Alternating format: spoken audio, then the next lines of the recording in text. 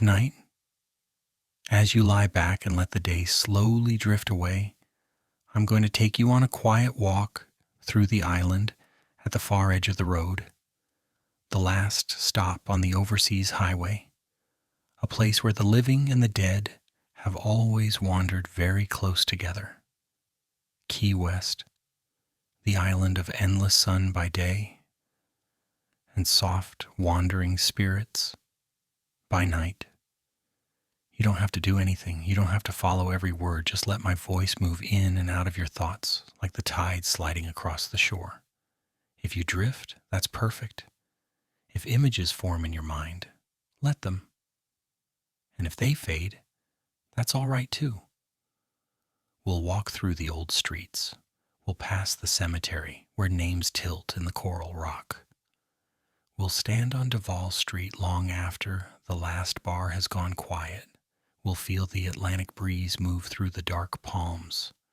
We'll visit a whitewashed house where they say Ernest Hemingway still lingers in the softest of ways. You are safe. You are warm. You are far from any real danger. These are only stories, gentle echoes, whispers of Key West told slowly, softly, so that you can drift into sleep. So take a slow breath in and a longer breath out. Again, in and out. The island is waiting. Imagine the road behind you, that long ribbon of concrete, the overseas highway, fading away into the dark water. You've crossed 30, 40, 50 bridges to get here. By now, the mainland feels like another world, somewhere far behind you, swallowed by time and distance. Ahead of you, Key West glows faintly under the night sky. Not like the bright, noisy daytime Key West. Not the cruise ships, not the crowds. This is a different island.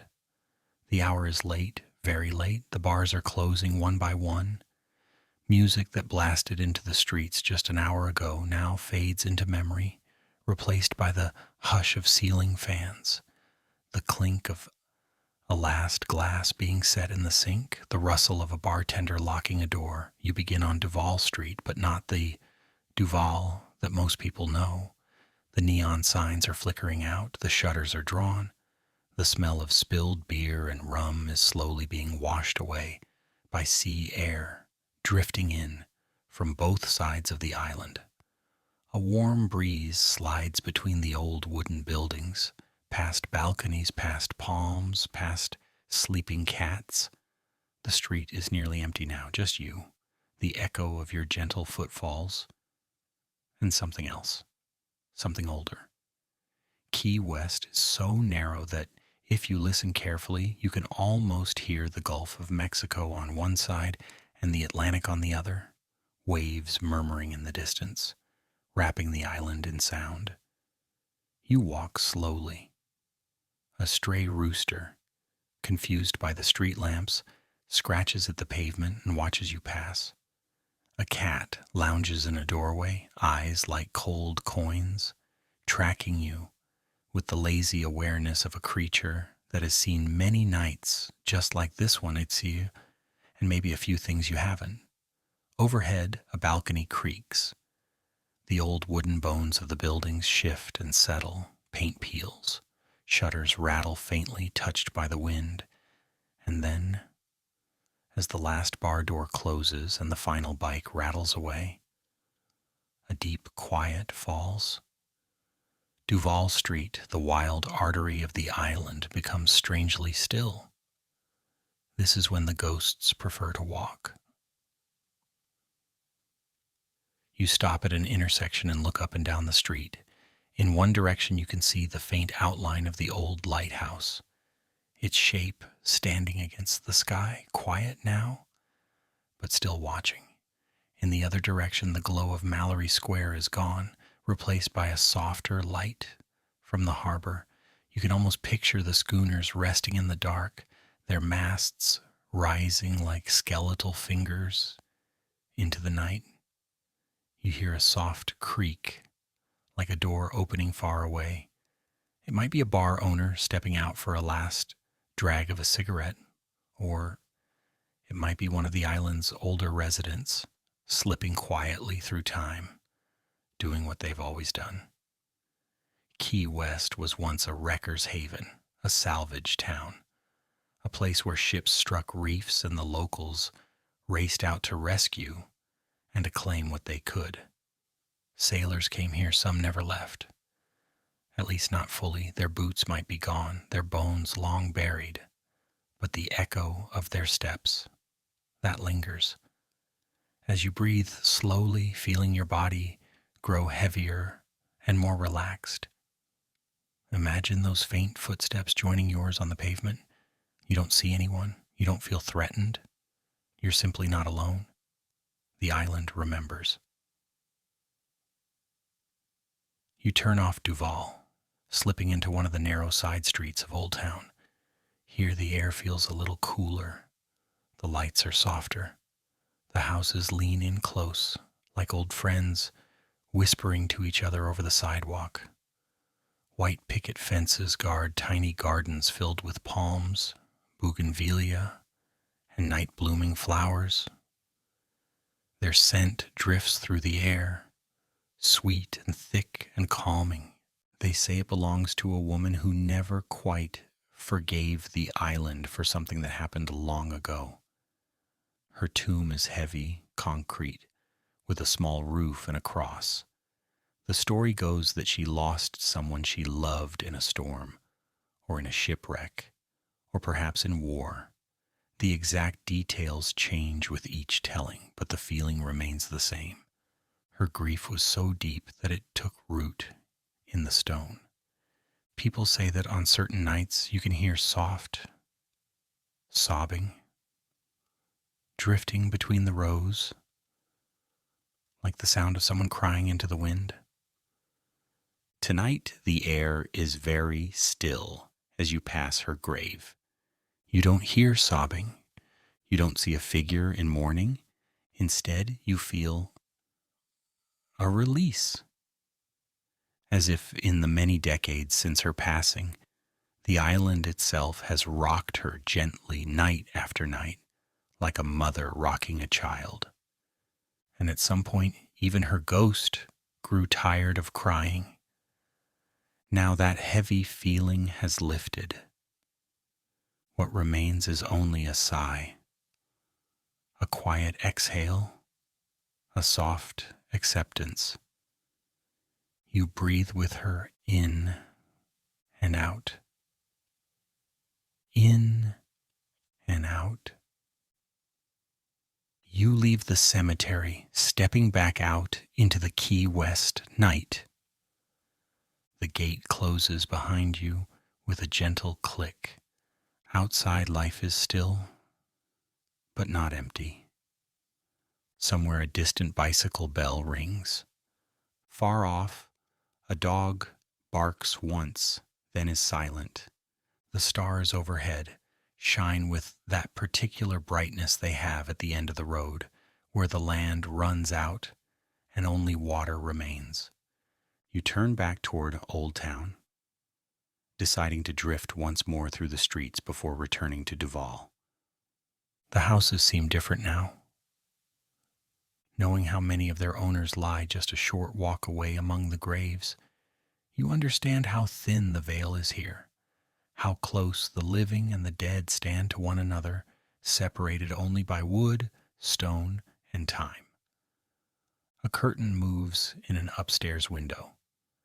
For a moment you see a woman's silhouette framed in lamplight, hair pinned up, dress old-fashioned. You blink. The window goes dark. Perhaps someone turned off the light. Perhaps it was a reflection. Or perhaps the house is still occupied by more than one age.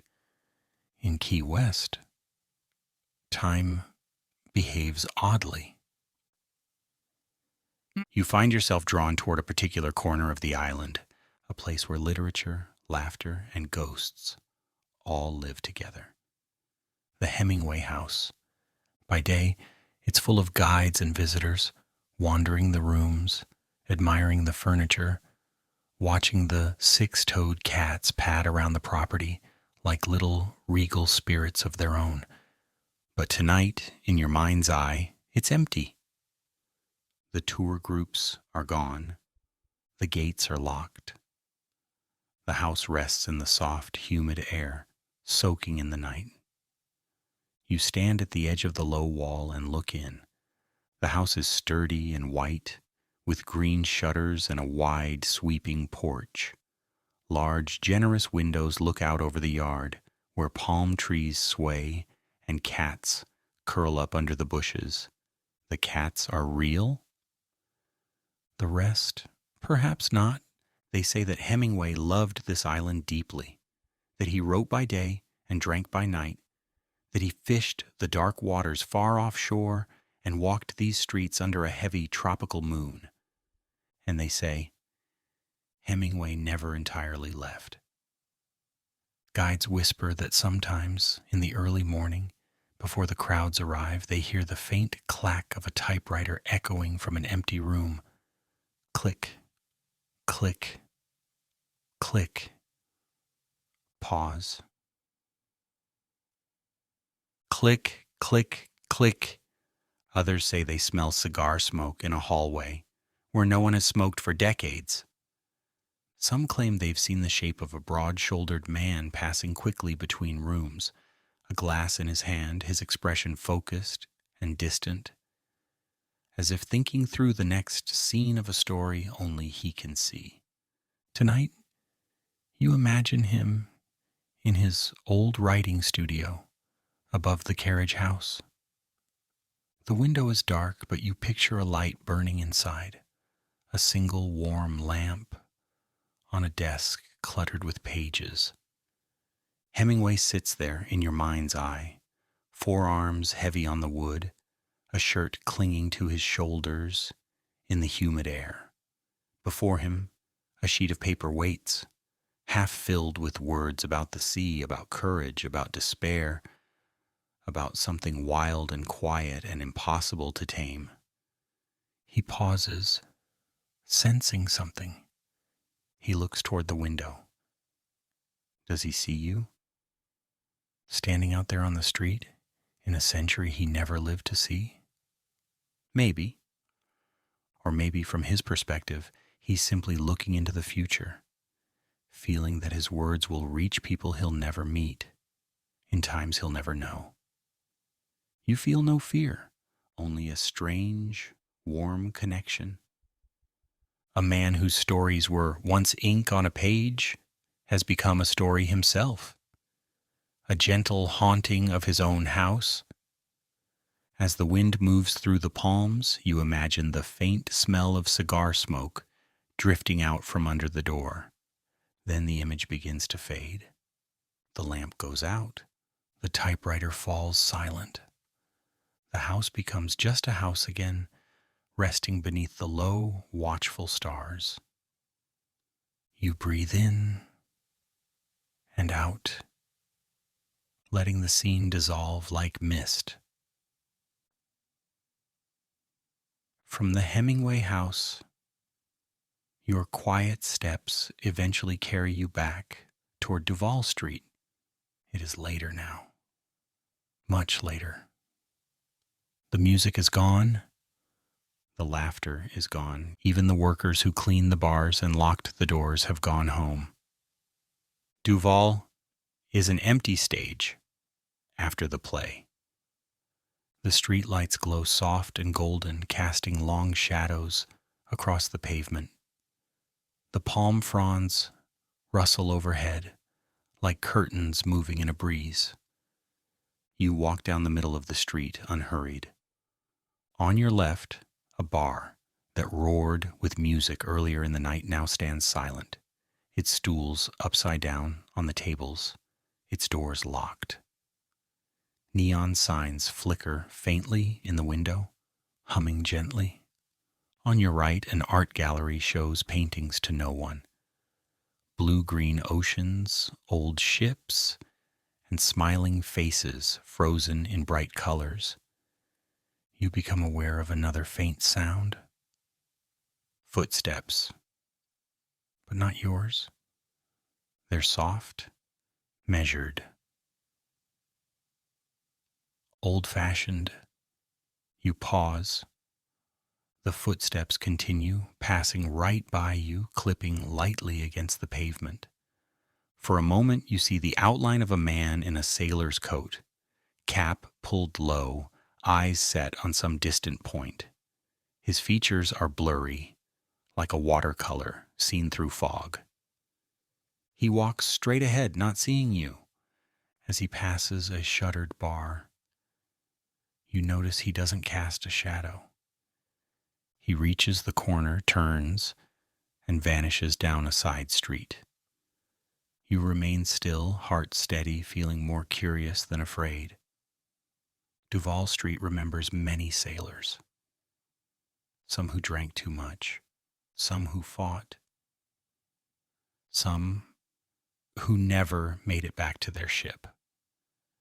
Maybe on nights like this, they walk one more time from one end of the street to the other, checking that the island they loved is still here. You resume your slow walk, letting the quiet soak into you.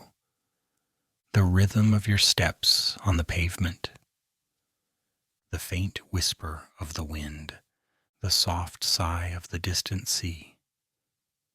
Your body feels heavier now, your thoughts slower. Sleep is close. Eventually, your feet carry you toward the harbor. Old Town opens out toward the water, where boats rest gently tied to their slips, swaying in the swell. The schooner masts rise into the night, dark lines against the sky. You hear the soft creak of wood, the gentle slap of water against hulls, the light clink of lines against metal. Here too, the ghosts are said to linger. In the days of wreckers and pirates, in the days of wooden ships and canvas sails, many lives began and ended in these waters. And they say that sometimes when the fog rolls in from the Gulf, you can see the outline of a ship that isn't really there. A schooner, smaller than the ones that sail today, sails full but with no crew on deck, gliding silently through the mist. Tonight the harbor is clear, but if you close your eyes, you can imagine it. You picture the ghost ship entering the harbor, lanterns glowing a strange blue-white, casting no true light on the water. The crew are shadows, moving silently, hoisting lines that no longer exist. The ship glides past the modern boats, who pay no attention. Then as it reaches the end of the harbor, it simply fades, dissolving into the night sky, like breath on a mirror. You feel a shiver, not of cold, but of awe. The ocean keeps its secrets, but sometimes, just sometimes, it lets a few of them slip through the veil. The breeze touches your face, warm and salty. You let it move through you, clearing away the last bits of the day. From the harbor, our quiet journey takes us next to the old fort, Fort Zachary Taylor. By day, it's a park with picnic tables and a beach, cannons and brick walls, families and tour groups. But at night, when the gates are closed and the tourists have gone home, the fort returns to itself. You imagine standing outside its walls, feeling the rough brick beneath your fingers. Inside, in your mind, the corridors are dim and cool, smelling faintly of dust and history. They say soldiers still walk those halls, not in full-bodied apparitions, but in smaller, subtler ways. A faint echo of boots on steps when no one is there. A shadow slipping across a doorway, gone when you look again. The sensation of someone standing behind you, just out of sight, watching with patient steady eyes. Fort Zachary Taylor saw its share of war and worry. Cannons once faced out toward the sea, watching for enemies that never came, guarding an island that was more important than most people realize. Those soldiers, vigilant and tired, may still feel they have a job to do. But tonight, you sense that even they are resting. No battle will come. No alarm will sound. Instead, the fort is like a giant stone cradle, rocking gently in the night, holding its ghosts in a long, quiet sleep. You stand outside the walls, listening, just the waves against the rocks, just the wind in the trees, just your own breathing, slow and calm. As the night deepens, we return again, slowly, gently, to the heart of the island. Duval Street is still. The cemetery lies behind its coral walls. The harbor sleeps. The fort watches. We have walked past houses where chairs rock on empty porches. We have peered into the dark yard of the Hemingway house. We have listened for ghostly typewriter keys, distant footsteps, whispered laughter. And through it all, one thing remains constant. The island is soft around you. Even its ghosts seem tired, not malevolent, not cruel, just lingering, just watching, just remembering. Key West has always been a place on the edge of the country, edge of the sea, edge of dreams. Maybe that's why the spirits love it here. Maybe they too prefer warm nights, swaying palms, and the sound of waves beyond the streets. Now, as you lie safely where you are, eyes heavy, limbs relaxed, imagine yourself returning slowly to a quiet guest room in an old Key West house. You walk up a narrow wooden staircase that creaks softly. You open a door with a glass knob worn smooth by decades of hands. Inside, the room is small but welcoming. White curtains, a ceiling fan turning lazily, a bed with clean sheets that smell faintly of salt and sunshine. You lie down on the bed and feel it accept your weight. Outside the window, you hear the faintest sounds of the island, a rooster far away, a palm frond brushing against the roof, maybe the muted laughter of one last night owl passing by. Somewhere, miles away, the overseas highway stretches back toward the mainland. Somewhere, beyond that, your daily life waits. Responsibilities, worries, plans. But not now. Right now, you are here, in this quiet room, on this haunted, gentle island at the end of the road. You imagine that as you drift towards sleep, the ghosts of Key West drift with you.